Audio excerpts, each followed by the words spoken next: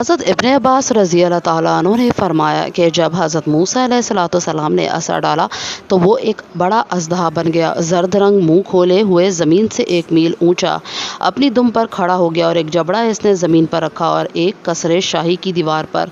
फिर इसने फ़िरौन की तरफ रुख किया तो फ़िरौन अपने तख्त से कूद कर भागा और डर से इसकी रेह निकल गई और लोगों की तरफ रुख किया तो ऐसी भाग पड़ी कि हज़ारों आदमी आपस में कुचल कर मर गए। फ़िरौन घर में जाकर चीखने लगा, ए मूसा, तुम्हें इसकी कसम जिसने तुम्हें रसूल बनाया, इसको पकड़ लो, मैं तुम पर ईमान लाता हूँ और तुम्हारे साथ बनी इसराइल को भेजे देता हूँ। हज़रत मूसा अलैहिस्सलाम ने इसको उठा लिया तो वो मिसले साबे के असा था, बगल में हाथ डाला तो इसकी रोशनी और चमक नूर आफ्ताब पर गालिब हो गई। जादूगरों ने हज़रत मूसा अलैहिस्सलाम का ये अदब किया कि आपको मुकद्दम किया और बगैर आपकी इजाज़त के अपने अमल में मशगूल ना हुए।